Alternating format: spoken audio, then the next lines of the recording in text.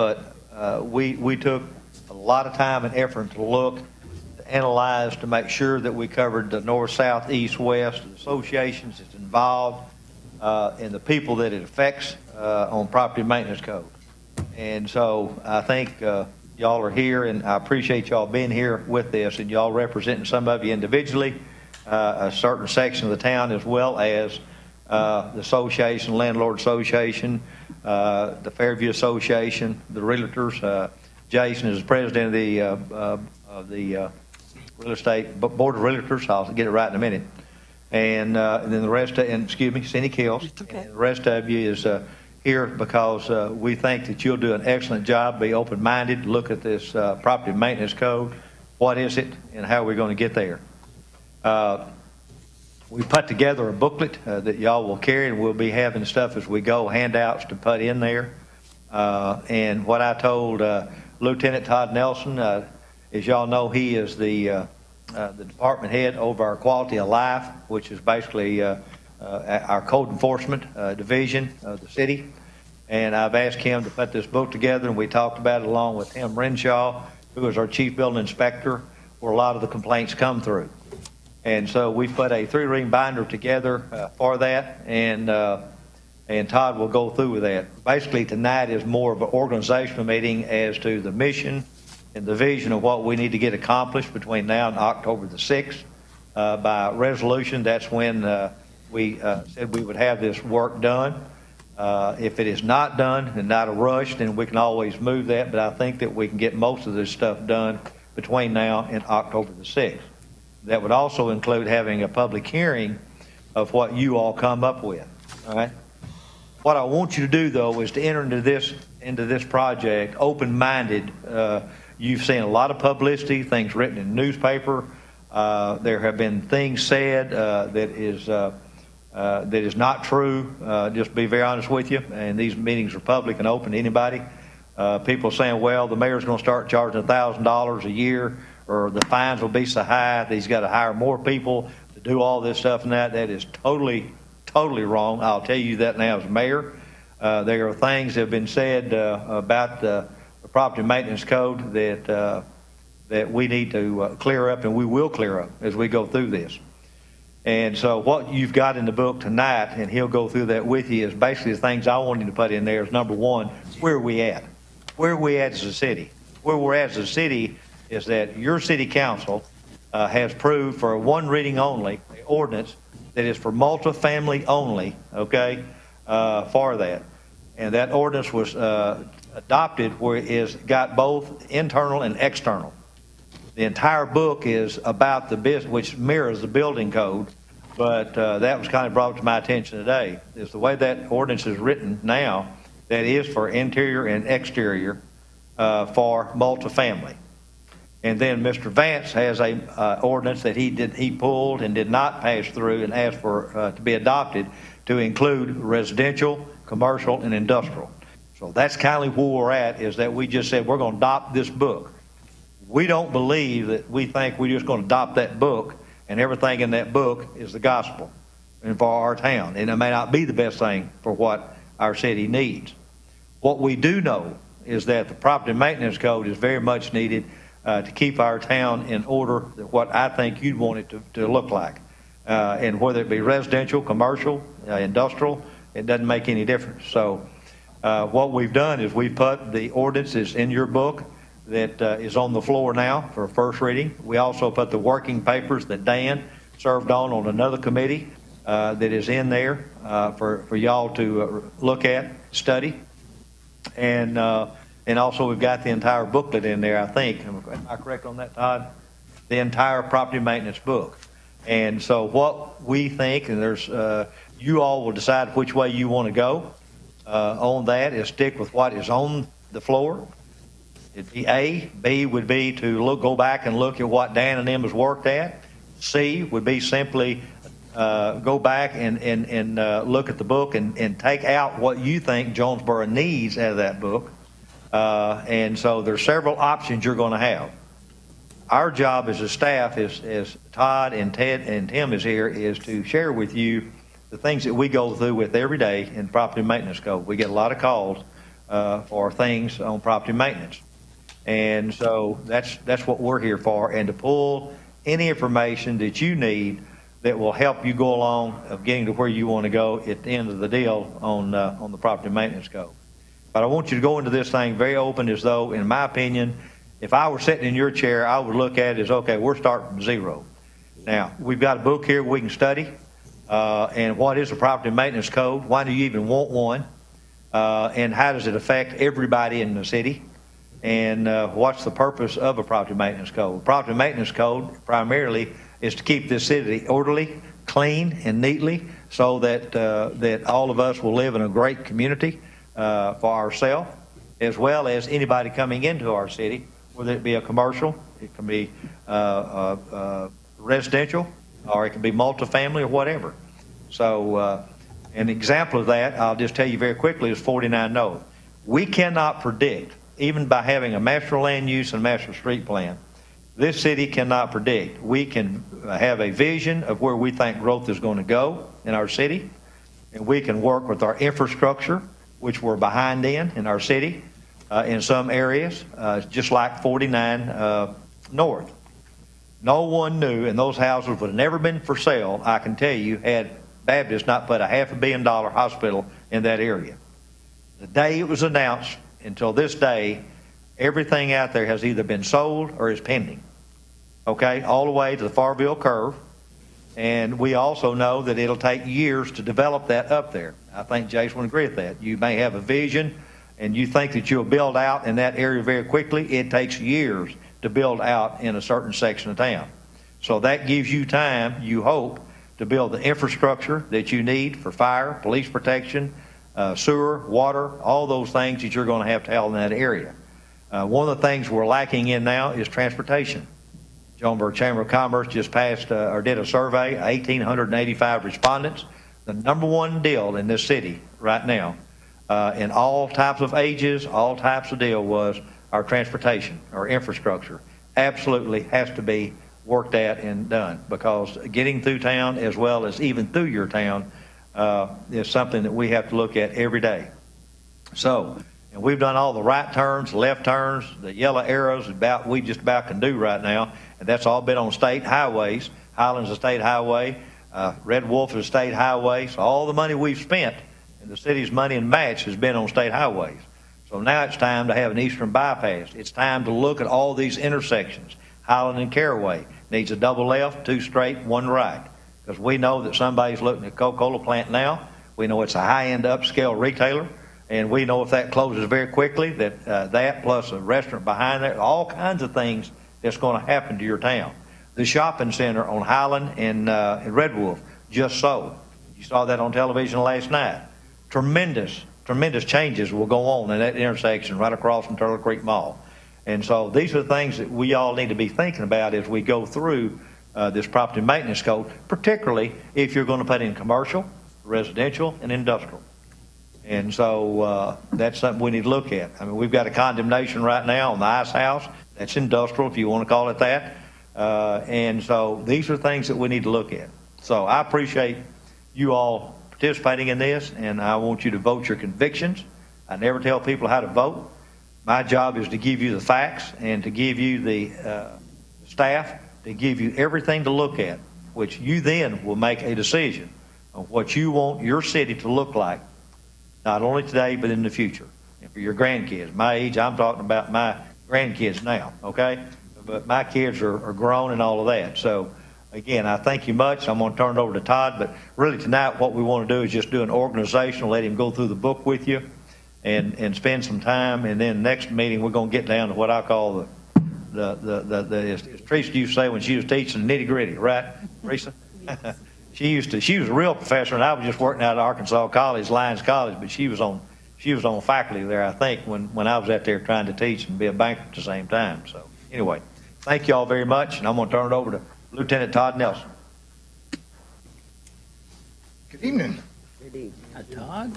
All right, this is kind of like the classroom. So the first thing I want to do is, starting with Teresa, just introduce yourself and basically what you hope to see come out of this. Something about you. My name is Teresa Beck, and I have lived here since 1960, off and on, but most of the time since 1960. I actually went to school with my partner here.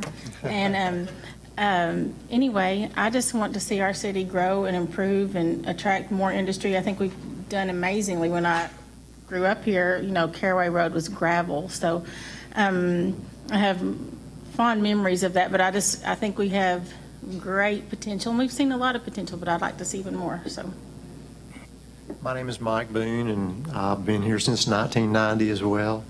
I guess my vision for this would be an orderly progression towards the city being able to have a mechanism in place by which they can ensure orderly development in those areas that are not very orderly and are in disrepair, that they would have a mechanism whereby they could deal with that. My name is Buddy Nichols. I'm general manager out at Sage Meadows. I graduated from Arkansas State in 1971. I've lived here continuously since 1984. Obviously seen a lot of changes in that time, and it's obvious, I think, to a lot of people that the city of Jonesboro has been very progressive. It has had trouble catching up in some areas, and I think it's important for those people that come into town and want to come into town to be a part of this community, know where they stand from the get-go, as far as codes and what they need to do to make sure that they, you know, meet our goals as what we want the city to look like. My name is Jason Whitley. I've lived here in Jonesboro for the last 10 years. I kind of came into town on the commercial bandwagon with the Turtle Creek Mall. Very involved with the Realtors Association, have my own brokerage firm. We do a lot of property management. Going to kind of piggyback on what they have said. My hope is to give the city the tools that they need to make sure this community is kept up and presentable, because bringing more industry into town is viable to all of us. But at the same time, being an easy compromise to make sure property owners have their rights protected, and we all have something we can work on together. So, My name's John Harden. I moved here in 1986 from Mississippi, and I have enjoyed and loved living here ever since. It's a great town, and it's a great place to live. And my objective here is to make sure it stays that way, or do the best put my input in there to see that it stays that way. Stays a progressive city, a clean city, a city that everybody can be proud of and to live here and want to live here. This is a good idea, and there's a lot of good things that we can get out of this. What? Dan Passmore, lived here most of my life, spent 20-some odd years at McCarty Motor Company. It was my family's business, and I've been in the rental business for about 15 years now. I've got quite a few houses, single-family properties. I was on the committee for the exterior code, and we put together a pretty good code, and we'll be looking at that, thank goodness. But I'm interested in making sure the town looks good too, because if our rental properties look bad, if the homeowners look bad, it just hurts the whole town. One section starts down and the whole neighborhood follows it down, so you just gotta keep an eye on it, but we need to come up with something that's practical. I'm Judy Castile. We moved here in 1973. Yes, I'm sure I do. Moved from north of Chicago. Raised our family here. This is home. This has been, we absolutely love it here. I feel pretty much the same way that Dan feels. New construction, I know already there are a lot of rules binding. My focus has been on what's existing. I think that we really need to, as Mr. Fritz once said, have some more tools in the toolbox so that we can keep up with what we've already got built. Hi, I'm Lillian Cobbs. I was born and raised here in Jonesboro, Arkansas. Been here for 50 years. and I have noticed the improvement, and I'm proud of Jonesboro as a city. Oh, God. Okay, I'm proud of Jonesboro as a city as a whole in itself, but I would like to see the improvements in the city continue to grow, the safety in the city to grow, and the maintenance of certain areas. We need to improve on that, so I'm willing to work and honored to be here. I just want to take a second to make sure you know who the staff is. Obviously, you heard that. This item is Ellen Duncan, Chief Operating Officer. Fritz, I can't pronounce his last name very well yet. Communication Director. Otis Spriggs, wave Otis. He's a Planning and Zoning Director. Tim Renshaw, over here, he's the Chief Building Official, and then is basically his right-hand person. You're the boss, he just has the title and the check, right? Obviously, we come from this from different perspectives. I mean, Dan's view on hairstyles is different than Jason's. Well, it's going away, so I'm just trying to use But that's a good thing. And that's what I want to bring to this table is everybody's perspective, so we can look at this from every angle. There's going to be things that we come up with that may not be perfect, and because we each have a perspective on it, we can look at it from a different angle and hopefully flesh those things out before we go any further. As far as the process of this goes, obviously this is open to the public, so if you have somebody that you want to come, they're more than welcome to come. But because it is a committee, it's not open for public comment. So if you see us address anybody in the public, this is our input. Now, if you want to talk to them afterwards and come back and take their thoughts, then feel free to. But it's open to the public, but it's not participating by the public. We will, you have one committee member not here, Dr. Bob Warner, who called me earlier this week. He's in Chicago, couldn't be here. And once he gets back, the next meeting, we will ask to elect a chair, I think, we're supposed to. But the only thing he asked is that we wait on that till he gets back, because I'll meet with him, go over with him in person what we go over tonight. As far as the meeting scheduled, we met earlier today about this, and we're looking, what we don't want to do is get ourselves behind the curve. We don't want to end up meeting every other week and then 2 weeks before October have to try to meet every night to get something done. So we're looking at meeting every week. Is this time good for, let me ask this, is this time not good for anybody in particular? I got a conflict on the 28th. What's that? I have one conflict on the 28th, Is that in 2 weeks? in 2 weeks from tonight, but I'll work on that. And those are going to happen. So as of right now, we'll meet every week at this time at 5:30 in this office. This will be open on Thursdays. And as far as the agenda, as far as how we're going to meet, what I want you to look at us and staff as is more of your tour guide. And so we will try to kind of help keep the bus going in a direction to coming up with something to present to the city council. Now, what detours we take and the route we take is kind of up to you guys. So anytime if you have a comment or a question, and we don't have to go by exactly Robert's rules of procedure and ask to be recognized. This is a little bit less formal than that. So if you've got any comments or questions, feel free to stop and ask. If there's something that you want to look at in particular at one of the next meetings, let us know. We will do the research during the time that we're not meeting to have that ready. As far as the general agenda tonight, again, we want to introduce what these binders are, what's in the binders, and kind of go through that. We'll discuss what's happened up to this point with a property maintenance code. Starting with the moratorium committee, we'll just get through that. We're going to move kind of fast.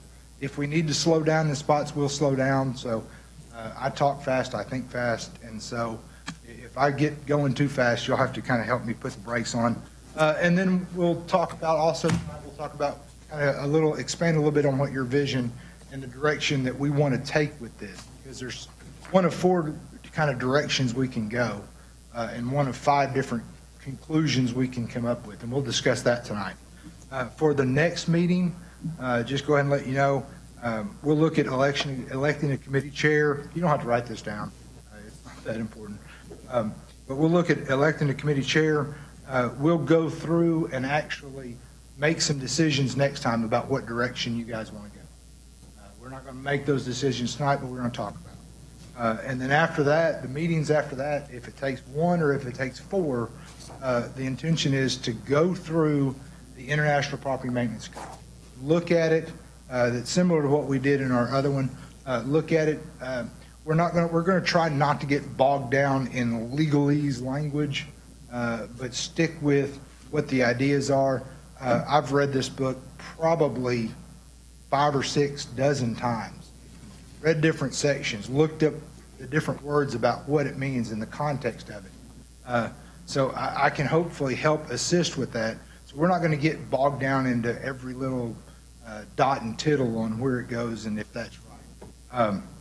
After reading, I can tell you this, after reading this thing so many times, you start to understand the thought process. There are things in here that may not be applicable to Jonesboro. It'll be your decision as far as what direction we go with that. And we'll get with those. And then we will, I hope for us to actually help draft the ordinance if we come up with one of what will be taken before the council. There's some things about the ordinances that we have existing that, there's some pitfalls and problems, and we're going to go through those. And then the final meeting, again, is you guys voting on what you want to send the final product to the city council. As far as the binder goes, if you want to, go ahead and flip open the page. And you'll look, the first tab is everybody that's we got staff on the right and all you guys on the left. We do have addresses and phone numbers. What we don't have is email, and I think maybe if you, the next page is the ordinance that has been proposed to the city council. It was on 1 reading, and it was held there, which is kind of where we are now. This ordinance, and you can read it. That's why we put it in there, so you can read it. But there are some issues with the ordinance itself, as well as with the application of the ordinance. The first issue is in these ordinance where it says whereas.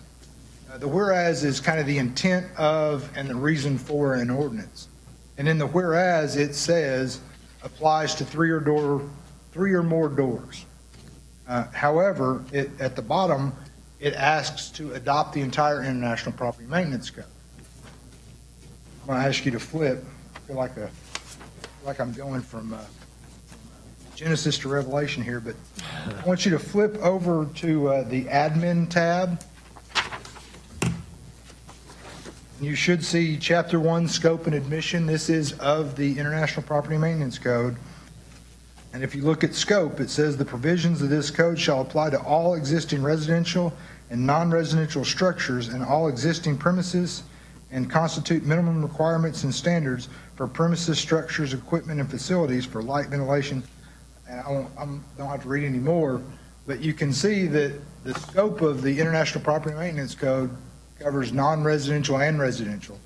But the ordinance says 3 or more doors, and it's a conflict because what they did was adopt the entire ordinance without an amendment to say, okay, we can go back and amend the scope to read 3 or more doors, but that would need to come in the way of the ordinance.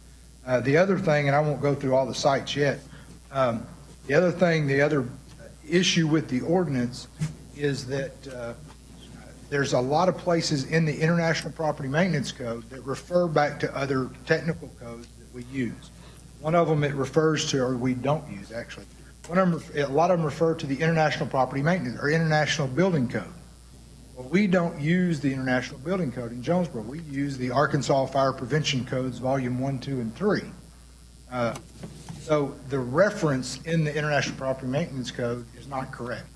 So those things have to be done in the ordinance. So if we draft an ordinance, we would have to say, okay, this section that relates to the International Building Code is deleted, and it should now say, refer to the Arkansas Fire Prevention Code. As you'll see next time, though, they're almost identical. They're almost the same thing. Matter of fact, if you open the cover to the Arkansas Fire Prevention Code, you see the cover for the International Property Maintenance Code. There are changes in there, and that code's been in effect here in Jonesboro since, I know, 06. Before that, or do you know? So those things will have to be addressed, or should have been addressed in the ordinance, and they haven't been. The other issue is just in the term of fairness. We heard from a lot of people that said, we don't want to see an ordinance passed that addresses multifamily but doesn't address residential. We think the ordinance should apply to everybody across the board to be fair about it. So there was that conflict that we heard from citizens. So with that, again, you can go back and read this ordinance. It's 2 pages long, but there are some issues with that would have to be hammered out. The next page is the proposed amendment, and this is the amendment the mayor spoke about. And what it does is it eliminates the three or more doors. Why is it so hard to say? Provision, and applies it to everybody. So you have this congruency between the ordinance and the scope of the International Property Maintenance Code. So it eliminates that part. It also eliminates any unfairness about who it would apply to. It does, however, still hold those same problems with the ordinance not addressing the proper codes that it references back to. There's places in here that have date to date that we'll look at as we go through this. Those dates would have to be put into the ordinance to adopt it as an amendment. So if it's section B where it says date and date should read October 1st to December 2nd, or whatever dates that we look at. So those things kind of should have been and need to be done on the front end. The next section, we'll spend a little bit more time here, is that external property maintenance code. And this is just a summary, kind of pros and cons. And Dan, I'm going to rely on you that if I say something in here that you think is not correct, you correct me, because Dan was on that committee. I can bring copies of that, what we put together, if you need me to. What's that? Oh, you know what? We've got it. Oh, okay. We can look at It it. can be a good guide. But what we did with our goal for that committee was to explore and develop a property maintenance code. And that's what we did. Our methods and outcomes, and I don't know if that's the right term, but we looked at first is we examined the need for a property maintenance code. We actually took a bus and drove around and looked at some properties. If we need to backtrack here, and it didn't sound like it from the introduction, I think everybody would, and correct me if I'm wrong, but assume that, or everybody would agree that we kind of need something to address some of these dilapidated short of condemnation. Right. Anybody not agree with that statement? I agree with that. I agree with it. So that was, because that's one of the things we did is we said, okay, we started with, do we need one?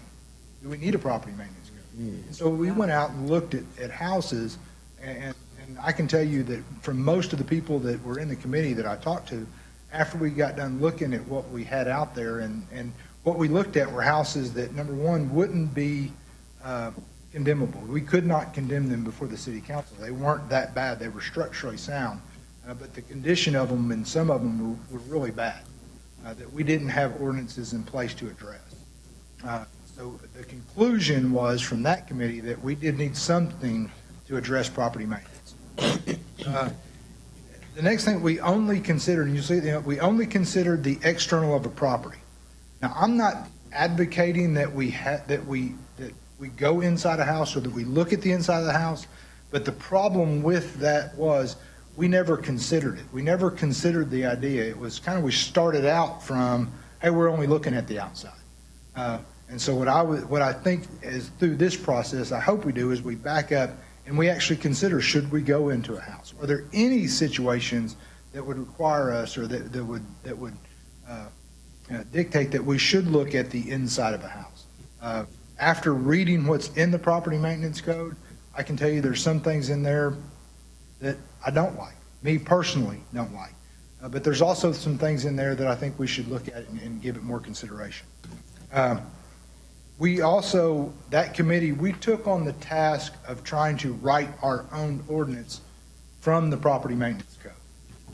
And we were actually, towards the end of that, we're before Terry Adams, Tim's predecessor, left. That was kind of where some of the pitfalls he and I were finding ourselves, and actually trying to redo the scope and redo the application and the administration of it. What we did a lot was copy and paste, and we would have been probably most likely, as an attorney looked at it, in violation of the copyright that the International Property Maintenance Code has. Most of it was literally copied. I mean, it was photocopied. It wasn't even copied. It was almost like cutting it out and pasting it over here. So that was one of the problems that we ran, or that we would have run into, I believe. We did hold some public meetings during that time. I spoke to Judy's group. I don't know if we ever went to Scenic Hills. Review. Landlords group. We went to the Realtors Association, Builders Association. We went to a lot of different groups, and we had feedback, both positive and negative. Most of the people were positive. Most of the people that we talked to said, "Yeah, we need something. I don't know what we need, but we need something." The pros of it is we did determine that we felt that there was a need for a property maintenance code. We also found that generally public support for a maintenance code was high, and we came to a consensus of what exterior problems we wanted to address. That was, when we went through, again, we limited ourselves to the exterior, but what we came up with from the exterior was I thought, a pretty good product.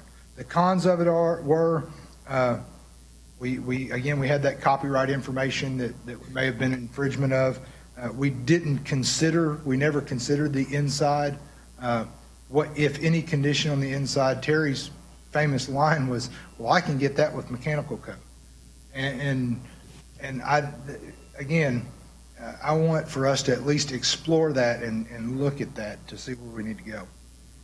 We didn't look at, and we didn't address any policy and procedure, which is what normally the staff does, but those are things that are going to be relevant. So if somebody says, "Hey, we want to change the speed limit on Johnson to 25 miles an hour," but nobody gives you a plan on how they plan on enforcing a speed limit of that speed, then it's really a failure there.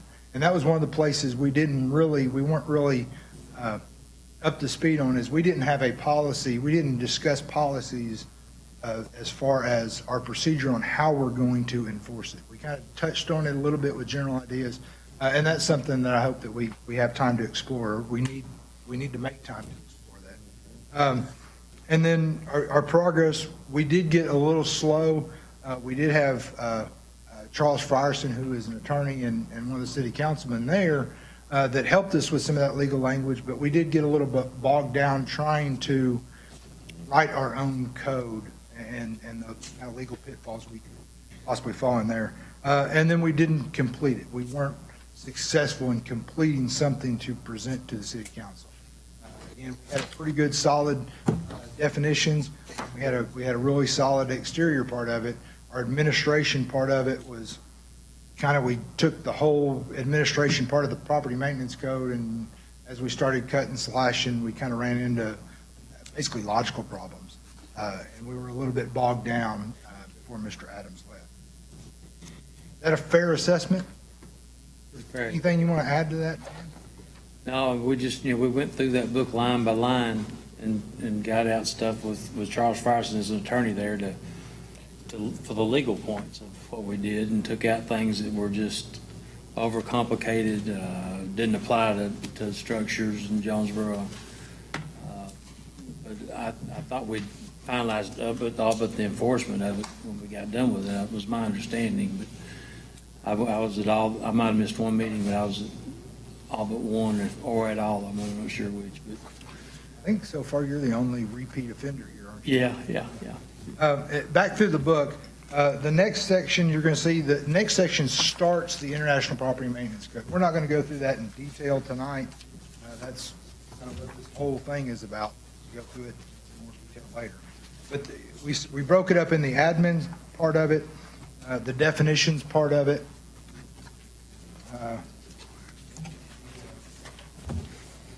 general requirements part of it, specific requirements part of it. And again, what I'm going to ask you to do is, you don't have to go home and study and read this thing unless you have trouble sleeping, but at least try to familiar yourself with it. Try to get through there so basically we can all be on the same sheet of music. Like I said, if you want to go home and dig into it, I have. It's got a lot. There's a lot of information in there, but there's a lot of intricacies about it that I didn't pick up on the first reading. So, for instance, when some of the discussion came up about going on the inside, there's a section about bedrooms and how bedrooms have to be. You can't go through one room to get to a bathroom. You can't go through another bedroom to get to a bathroom. Okay. That's so cool. And so the question comes up: does everybody house who looks like that have to remodel their house? But as you kind of dig further into it, what you understand is that has to do with occupancy limits and defining what a bedroom is and what a bedroom isn't. So if in the occupancy limits, it has to have so many square feet for it to count as a bedroom. It's not saying you have to change it, but it's just saying the occupancy limit of the property might be different because the code says you only have 2 bedrooms where physically you see 3 bedrooms. One of them may not count as a bedroom. So there's lots of intricacies there, and we'll discuss that later. After that, the next thing you'll see is standard operating procedures. This is the beginning of how we would intend to enforce it. There's a couple assumptions that I made when we started this. The assumption was, what if the entire code gets adopted? How are we going to start to address it? There's things that we didn't cover yet, but this is kind of a general overview that we hope to build on as we go through this process. Because again, what I hope to see happen is not only if we come back out of this with a property maintenance code, not only do we have a property maintenance code, but we already have in place how the city is going to enforce that. And there'll be some questions there. I would hope that when we get done, there is zero ambiguity about any of it. And if you're familiar with it enough that if somebody else says something that code doesn't represent, that you can go, no, that's not how this goes. And again, I want disagreement, we're going to disagree about something. That's just going to happen. And we can do that. We can disagree without being disagreeable, and we can come to some consensus through this process. And then just finally, there's a place for you to, just some blank sheets for you to take notes, and we'll add to this as we need to. So that's the book in general. Again, those are yours to take home. If you lose it, I'm going to send Tim after you. But if something happens. All right, so after looking at the book, what I want to talk about real quickly is the decision, when I talk about the decision that we're going to have to make probably the next program. And that is there are 4 possible directions that we can take this. One decision or direction we can take this is say, okay, the ordinance that has been proposed, we want that to continue to go forward to the second and third reading, and we want the city to adopt it. That's one decision that we can go. The second is the proposed amendment. It's actually never been proposed, so it's almost proposed amendment We want the city, we're asking the city council to take that route with it. The third option or direction that we can take, because if we take those first two options, then we'll have certain things that we have to do to get those in there. The third option would be we want to write our own code using the International Property Maintenance Code as a guide, and we want to sit down and write our own code. I can tell you from a hours in a day, that would be my least favorite thing to do. I spoke to Tom Wadley. I think you talked to Tom. I did. I spoke to Tom. Nice Wadley. man. Actually, he called up to check on you. I don't doubt it, yeah. I talked It'd be to Tom that Wadley policeman out of thing. North Little Rock. They wrote their own code. They took the International Property Maintenance Code, they took everything in it and changed just enough so they wouldn't be in copyright infringement. Their main reason for doing that is, and I don't think he tried to hide it, or it's a secret. Their main reason for doing that is they didn't want to have to give people a warning. They wanted to be able to go out and write somebody a ticket on the spot for whatever violation they saw. However, they had, I think, at least one attorney full-time working on it, and it came back and said, there's still some areas of ours that might be a little sketchy. He said his attorney told him, said, if we ever get challenged in court on this particular part, we'll probably lose. So those are the pitfalls of writing your own.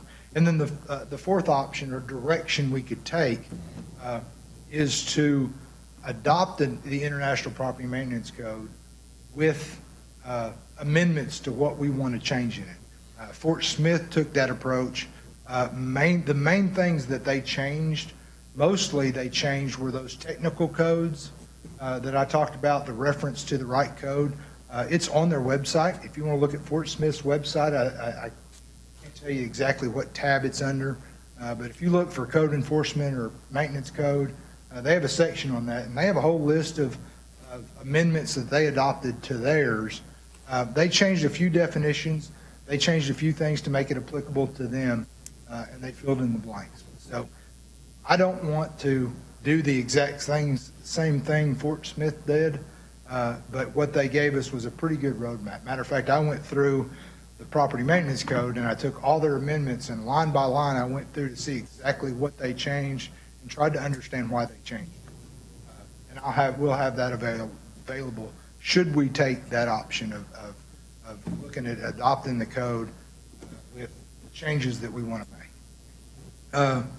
And then obviously at the end of this work in progress, you may choose to tell the city council you don't want to adopt any maintenance code. Again, that's what you guys, the decisions that you guys come out of this is what you will present, and I will assist you to present to the city council. But because you are from, again, different spectrums of Jonesboro, you kind of bring into it that perspective that we want. So what you guys decide and the direction you guys decide we want to go is the direction we go. Like I said, we're not going to ask anybody to try to voice a direction they would rather go. We will save that, but start pondering that, which direction. As you look through this, what direction do you think the best route to go would be? And with that, I don't have anything else. What time did I get done? What time is it? I don't know. 6:10. That was even with the mayor's introduction. Question. Can we do the bus trip again? That way everybody could see what we're talking about. I think that was we did the jet bus. I think that was a good thing to do. Get your ride jets. Yeah, we can arrange that. If that's something you guys are interested in. Again, when we did that, I picked out the properties that we were going to go look at. I had no idea who the owner was. I didn't care. I tried to keep it sort of close to here so we weren't on the bus for an hour and a half. The first house we went by, somebody on the bus was the owner of that house. He came up and whispered to me, "Hey, I own that house, but it's going to be coming down." I said, okay. But it was again, there are some things that people call up. We get complaints quite a few. I actually took one I got to talk to Tim about right before this meeting. and we don't have a code to address it. I think it's been talked about, the one on Center Grove. Anybody not know about the Center Grove house yet? I went in that house. You went in that house? There's not a tree growing through the No, roof. there's not a tree growing through the roof. I went in, it's open. I went after that last minute, I'm gonna go check that out. And I went over and- But, you know, and that's probably on the more mild scale of what we see. But I would not want to live right next to a house where the garage door fell off. Off. It's piled up in the garage, and they put 1/8-inch plywood in front of it. And it's curling up. It's curling up. Makes it look bad. The reason I bring that house up is because that house is in probate or foreclosure, or one of the two. It's in all sorts of, it's foreclosure now. Yeah. But we got complaints from the neighbors about the property, and the grass was grown up. And so we contacted the bank and said, hey, the grass has grown up here, you're gonna have to do something. They said, okay, do you have an ordinance that addresses that? And we said, sure do, send it to them. Next thing, the fence was actually falling down around, the wooden fence was falling down around the property, and said, hey, you're gonna have to come fix that. And they said, you have an ordinance for that? And we said, we sure do, and we sent it to them. And we said, the garage door's falling off of the house, you're gonna have to come replace the garage door. And they said, do you have an ordinance for that? No. We could make them secure it. We had no standards for how they secured it. We could make them secure it. The way they chose to secure it is with 1/8-inch plywood. Now, if you're not familiar with plywood, I'll walk on a 1/4-inch deck. I'm not standing on 1/8-inch plywood. It's a little bit thicker than the balsa wood they make the planes out of, they make the toy planes out of. That stuff's more expensive than the 1/2-inch. So we can absolutely put together that if that's something. It could be, since we're talking about that, I think it'd be a good idea to do that. Everybody can, Anybody else have any?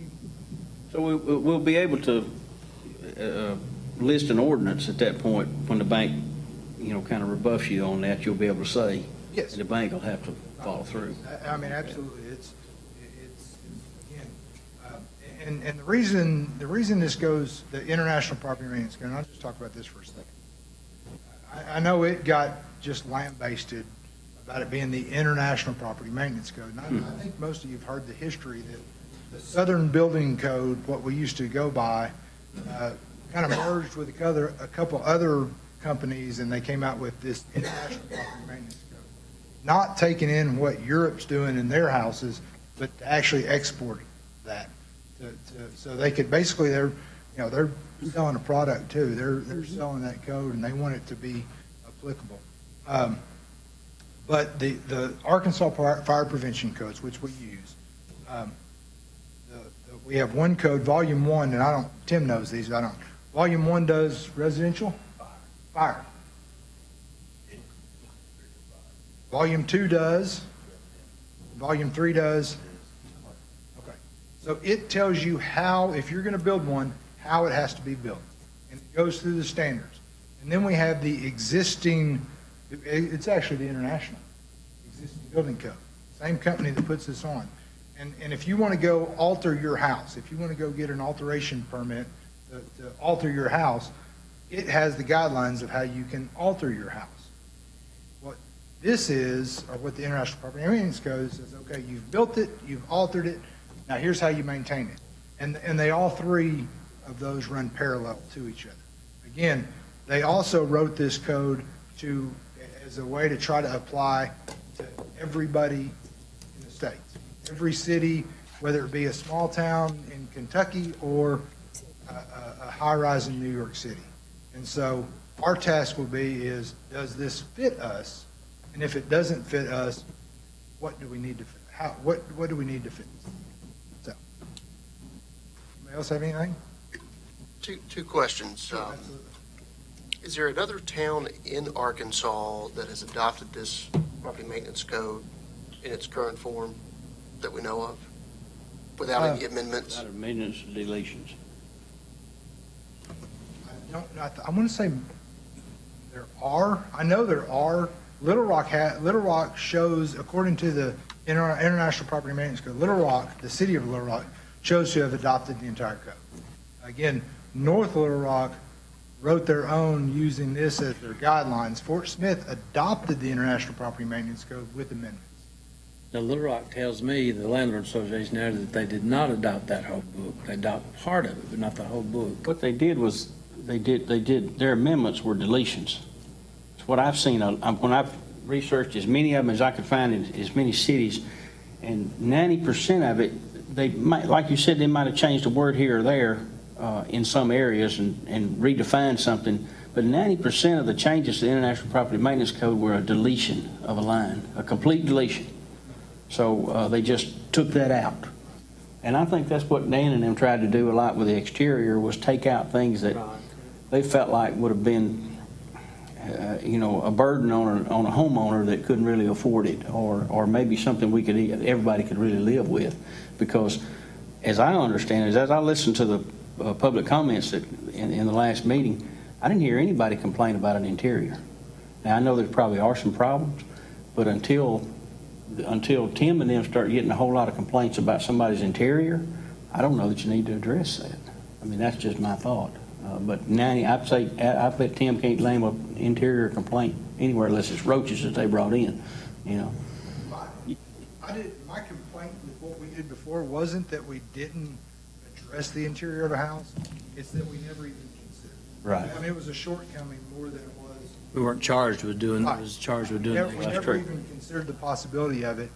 And after reading through it, reading through what's in the interior, I think there's some things that if we are concerned with the public safety and the welfare of the community, that we'll actually take an honest look at some of those things in the interior.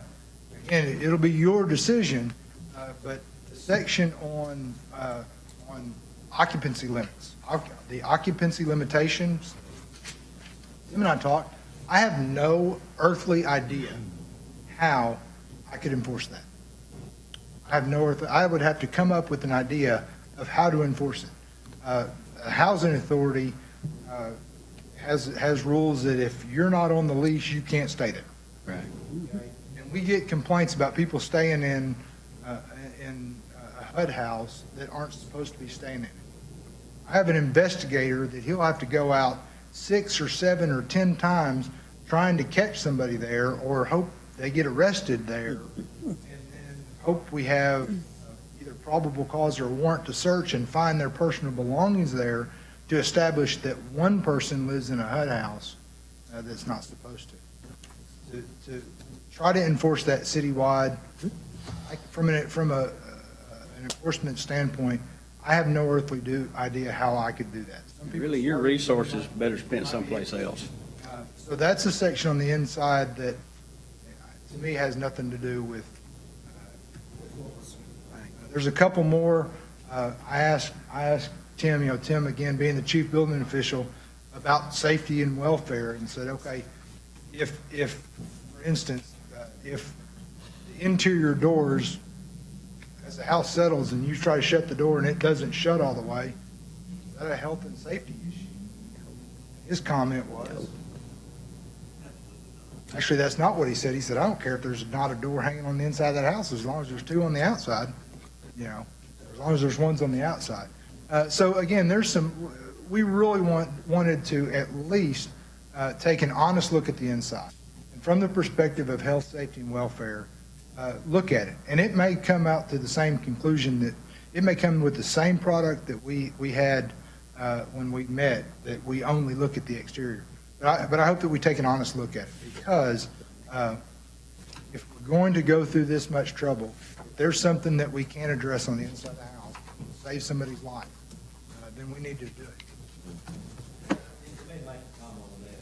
Again, the very beginning of the property maintenance code says that there's complaint written. I want you to think about that as you go through this, and all of this stuff is complaint written. Somebody's made a complaint, etc. Okay? On the inside, whether you choose to do that or not, but again, we've talked over this thing a billion times, is that we're looking only for major problems that for public peace, health, and safety. If someone called and said that, it could be, I don't know what it could be, an example, but we've had renters call to say that they have a restroom that does not work 3 weeks, does not work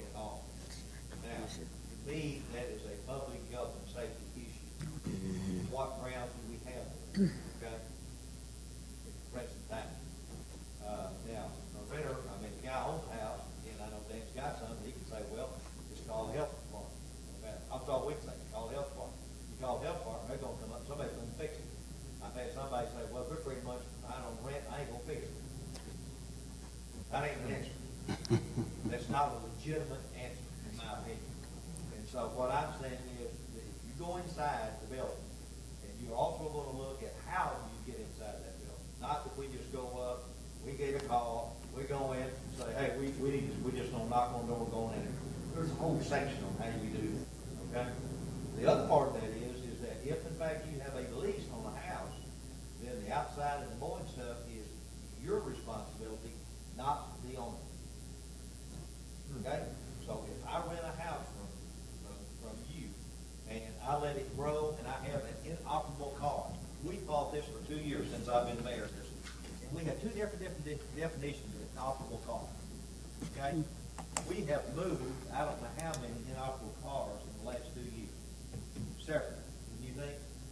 Because it wouldn't work, it's jacked on a jack, no wheels, you can't start it, and it won't move. Okay, and somebody's mowed all the way around it for 3 years. You can imagine what you got. You want to live with that? You just think about that, what I'm saying. We have condemned an average of 50 houses per year the last 2 to 3 years. Torn down, and I even tore down the apartment complex across the apartment complex from Annie County. It was nothing but a crack house. And every time that school got let out, those kids walked right by that crack house. I'm just telling you. So again, think about these things as you enter into it. It's not that we're trying to be the deputy dog, go in and do all these things. It's not lawful. I mean, it's lawful and all that. So we're not trying to come up with code that gives us all this power. We're going into this thing to get to solve the problem. That's what I'm saying. Okay, to solve the problem. And we talked about it at Public Hearing. I went back and reviewed that film about, well, I want my rights. You can't enter my house and stuff. Well, they ain't. One or two ways we can enter that house anyway. Okay? Period. What the law says, John. You know that. And so let's look at those things and identify them. But only if it's a major public peace and health and safety issue. Okay? And I've even had people who work in school districts that say, you know, we go out and make calls on stuff. They can't give us that information by law of privacy. And I understand that. The child can't do good in school. He goes back to school and can get in there if they can, ask for parents and stuff like that. That house inside is not even conducive for that child to even study. Okay, there's cockroaches, there is the bed, a mattress on the floor. The child hadn't had hardly anything nutritious to eat for so long. And then you look at these schools, and how many kids are getting free lunch, I mean, not free, but breakfast and all that stuff. That's what we're having. We're all in this thing together for a community.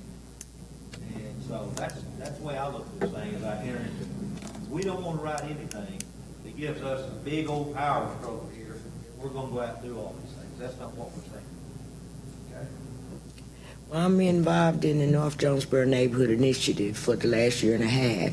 We went out last year and surveyed the vacancies and the condemned property that we thought, and we took a survey on that. So basically, that's my interest and wanting to see most of that taken care of. So that's one of the reasons why I'm sitting in. So yeah, that's what we want to see. Another example of that through our CBDG program. There's Right. ways to get money to Right. renovate. Right. We spend probably over $150,000. I don't know the exact number. If you come in to apply, you qualify, we're going to take care of everything. One of them I signed off the other day. We spent $18,000 to $20,000 on one house. Winterizing the windows, new doors, bathroom fixtures, all that stuff. Didn't cost that individual nothing. Okay? And I still want to look for other ways to get funds to take care of these folks that probably are not able to take care of. Right. That's the main. Yes. Okay? So, you know, and so there's lots of opportunities we've got out there in helping get things. We also work with the Southwest Church of Christ, Brother Jimmy and them. Every year on one Sunday, I go to a service, and they only meet for 30 minutes and go out. They built a lady a house on a ramp that is handicapped, that has never been out of her house since she was let in there. And they put roof on houses, they mow yards and all that stuff. The governor of Arkansas, your governor, is having this weekend a meeting with all faith-based people because we do not have enough families, enough kids for foster kids and foster care on that. We've got 6,000 versus only 28 places plus 2,800. So again, all these things that you look at as you enter into this project, There will be an answer. It's just how do we want to write it? That's all I'm gonna say. It's not us going in and telling you, we don't like your painting on the wall, we don't like your wallpaper, we don't like your carpet, we don't like this. No way. And I've heard that. People come to me in the coffee shop and say, well, now, you come to my house, you may tell me, that's not even what it's for, John. Okay? This is strictly, if I come in and somebody's put a light down through here that's not even wired right, that's the only bulb you got in your kitchen, that is wrong. If it creates a fire and then I kill your wife and your kid, I got a real problem with that. So, that's why I am real strong on the property maintenance.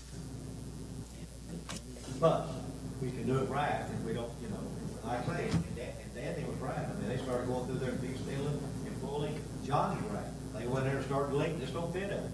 So why leave it in there? So why adopt the whole book? So we've got to work that out. But I know y'all can do it. Every one of y'all have a real big interest in this thing. That's why you were chosen to be on here. Whether you're in the business or whether you just want to take care of your town and have a deep interest, and you've been highly involved in community activities throughout the last 5 or 10 or 15 years. Anyway, I told them that if we stayed past 6:40, you were buying dinner. I'm ready to go. I'm a little short. Just real quickly, for the property managers and the landlords, look at the proposed, the SOP. Read through that, because I wanted to address some specific issues with tenants. What we don't want, and we agree that we don't want it to become property managers for your tenants. So read through that and see how we kind of tackled that issue, and give me your thoughts when we get back. And if you guys got questions as you read through this and you don't understand something, but you're a little bit embarrassed to say it in front of everybody else, feel free to email me. T-Nell, you've got my email. Yeah, I use it a lot. Did I hear you say real quick that, like, some of the questions asked, how many cities in Arkansas, what did it adopt and all that? Do we have that? We could probably research that, Mayor.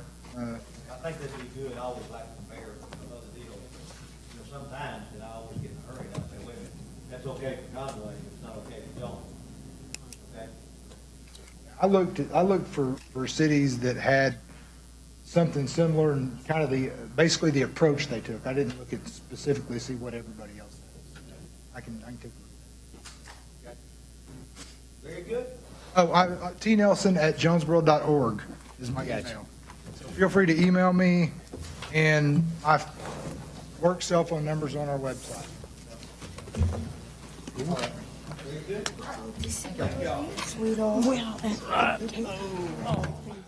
Turn these microphones off.